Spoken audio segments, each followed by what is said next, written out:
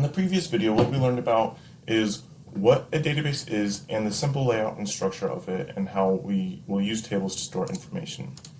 In this video, what we're going to be learning about are what tables used and stored procedures are and also how to use them. So let's get started with what a table is.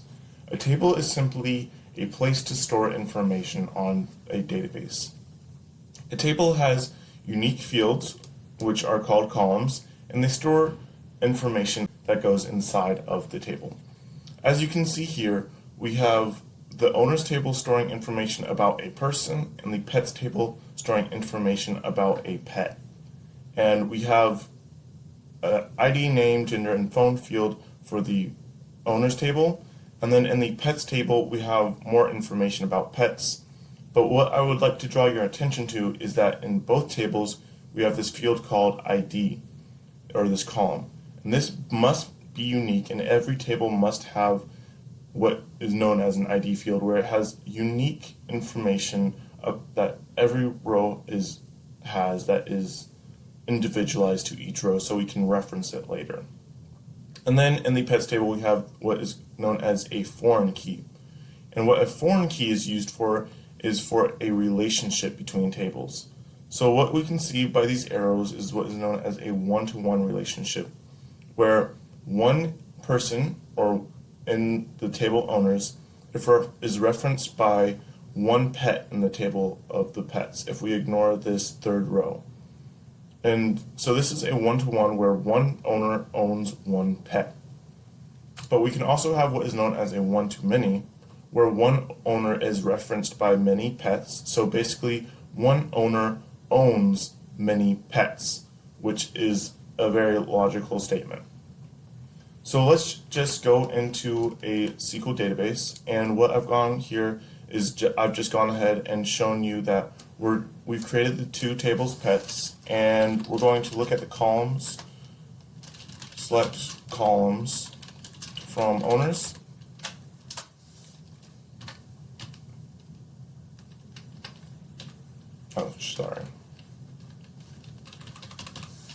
show. And what this does is it shows us that all of the columns inside of the owners are individualized, and they all have to have a data type. So for our ID field, we're simply having integers, and then we have varchars for the rest of our fields for name, gender, and phone. We also have what is known as a primary key, and it is listed there. So then going into the pets table, we're just going to show the same information, and we can specify if we want integers, we can specify if they can be null or not, so empty, and then what this is it's just saying that this is the foreign key field.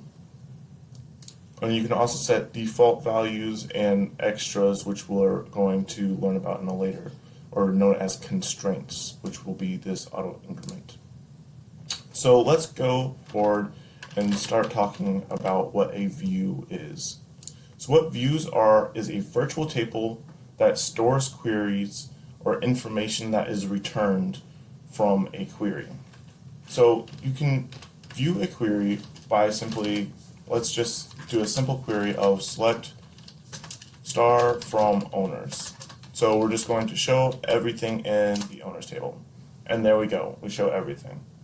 But you can create a view, so a virtual table, by doing these queries. And we're just going to go ahead and create a view of name and phone.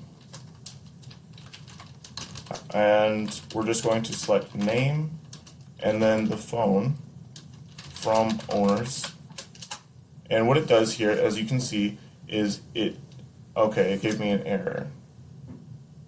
Oh, I put SA and not as. There we go. But what you can see is it does not actually show the output. Instead, it says the query was okay, but we didn't affect any rows. But if we do show tables again, we actually have an extra table, and we can select star from name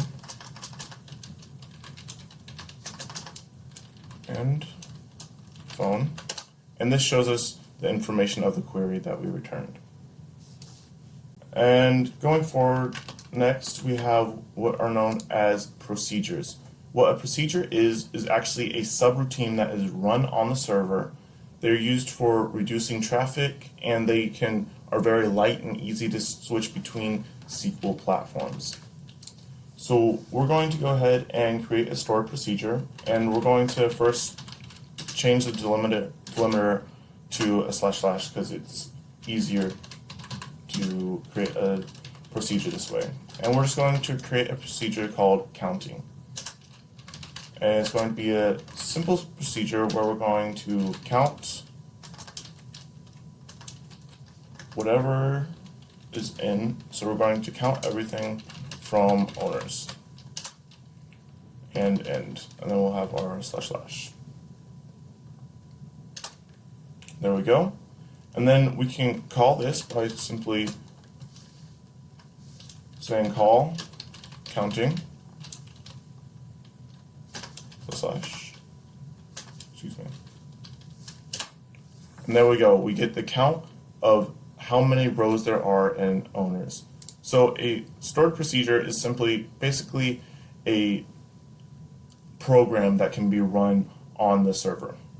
I hope that this video has been helpful for you in understanding what tables, views, and stored procedures are. In the next video, what we're going to be learning about are the types of commands that are in SQL and when to use them. Again, my name is David Baker, and this video is brought to you by creativeonlineschool.com.